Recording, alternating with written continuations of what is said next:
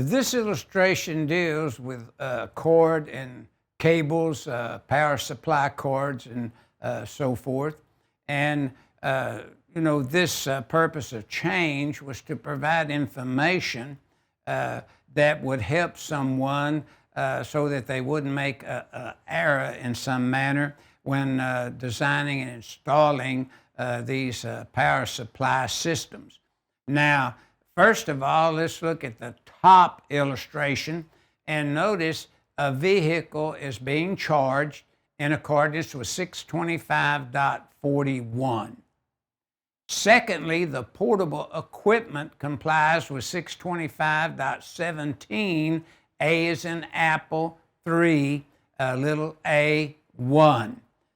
Thirdly, the power supply cord is 12 inches or less in length per 625.17, A3, little a1.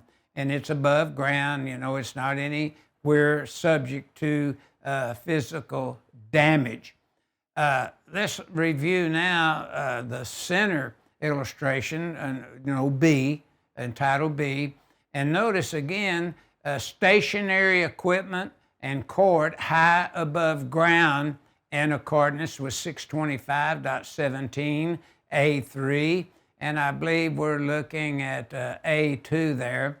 And notice that it's up where it's not subject to any type of physical damage. But notice here, instead of 12 inches, the cord has a 6-foot length in accordance with 625.17.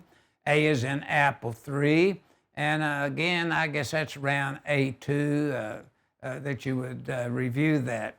Now, if we look at the C car there, then notice the vehicle can be cord and plug connected or permanently connected as outlined in 625.17, A, little b, and 625.44, B and C.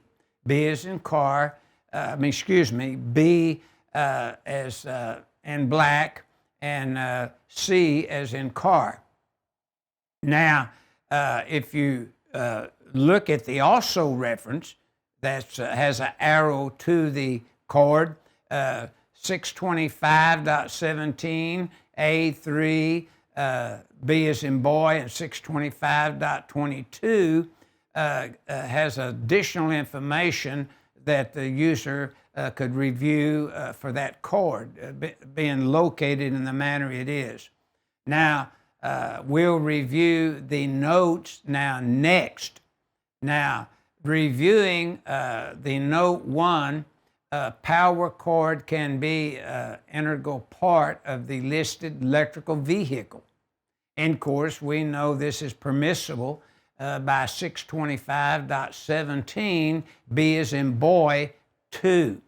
And then if we want to review the note number 2 down at the bottom left-hand side of the illustration, then power supply cord can be 15 foot long as outlined in 625.17A in little b and 625.22.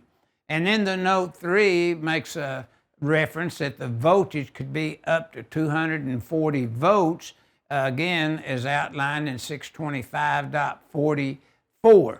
Now, 625.22 kind of refers you over to your table 400.4 to determine ampacity of cords, and that's in the also reference that's right up in the top illustration, left-hand side of the drawing there.